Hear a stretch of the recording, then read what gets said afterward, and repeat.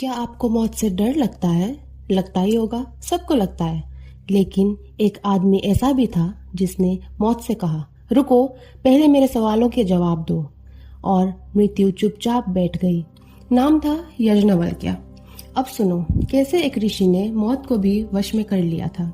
यज्ञवल्क्य वैदिक काल के एक महान ऋषि थे, लेकिन ये कोई शांत और सिंपल ऋषि नहीं था। ये था एक रेबेल। उन्होंने कुछ ऐसे सवाल उठाए जो उस समय किसी ने सोचे भी नहीं थे। उनका मानना था आत्मा अमर है और असली ज्ञान वही है जो इंसान को अपने अस्तित्व का एहसास करवाए। उन्होंने कहा, जो कुछ भी दिखता है वो सब मिट जाता है, पर जो देखता है वो महसूस करता है और वो कभी नहीं मरता। इसका सिंपल मतलब ये है कि जैसे शरीर, घर, पैसा, लोग, रिश्तेदार, ये सब किसी न किसी दिन खत्म हो जाते हैं, लेकिन जो अंदर से देख रहा है, सोच रहा है, महसूस कर रहा है, वो आपकी आत्मा है जो कभी नहीं मरती। अब उनके बारे में और जानते हैं। यज्ञवल्क्य की 2 पत्नियां थी, मैत्रेय और कात्यायनी।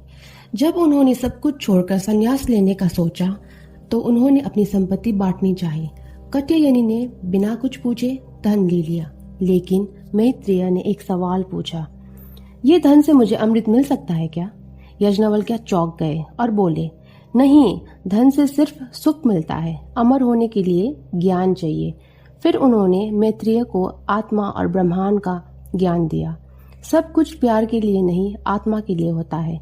जैसे कि पति से प्यार इसीलिए नहीं किया जाता क्योंकि वो पति है, बल्कि इसीलिए किया जाता है क्योंकि आत्मा उसमें भी है।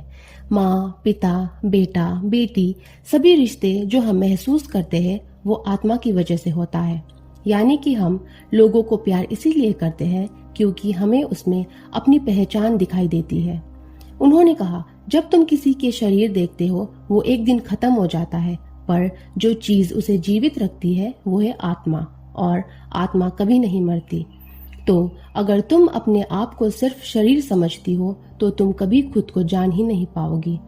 अगर तुम आत्मा को जान लेती हो तो तुम सब कुछ जान लोगी। फिर तुम्हें कुछ और जानना बाकी नहीं रहता।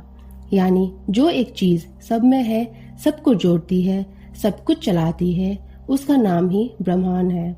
यज्ञवल्क्य ने मैत्रेय को ये सिखाया कि हम सिर्फ एक शरीर नहीं है, हम उस चेतना का हिस्सा है जो चेतना संसार के हर प्राणी में है। और जब तक हम आत्मा को नहीं समझते, हम कुछ भी पूरा महसूस नहीं कर सकते।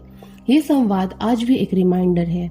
जब रिश्ते, पैसे और दुनिया की चीजें सब बेकार लगती है, तब आत्मा का ज्ञान ही काम आता है।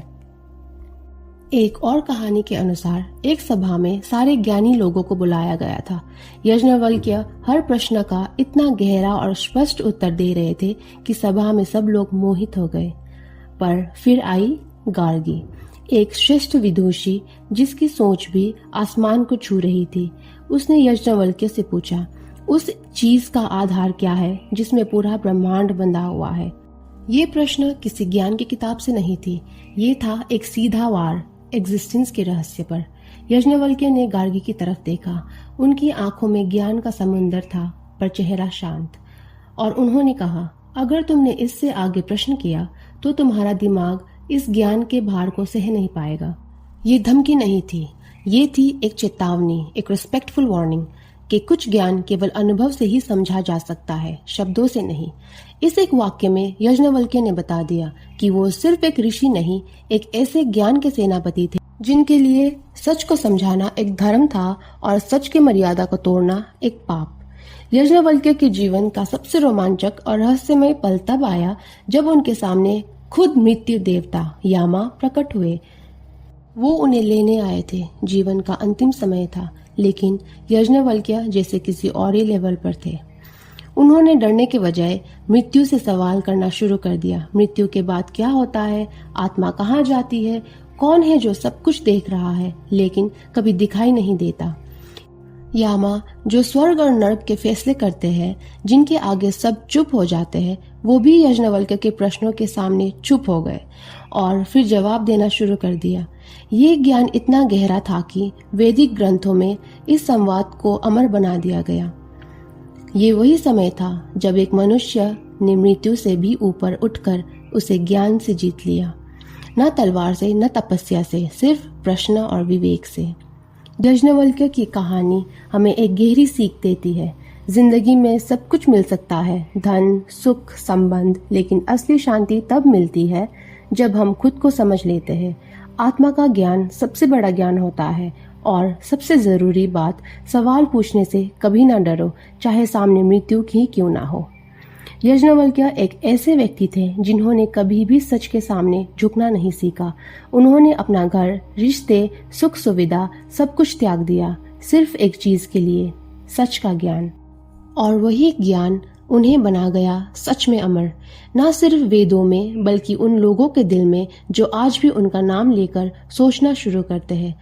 आज भी जमाने में जहाँ लोग छोटी सी दिक्कत में टूट जाते हैं, जहाँ लोग सच से ज्यादा दिखावा करने के लिए जीते हैं, वहाँ याज्ञवल्क्य जैसे लोग हमें याद दिलाते हैं, असली जीत वो नहीं जो दुनिया को दिखाई दे, असली जीत वो है जो आप खुद के अंदर पाते हो।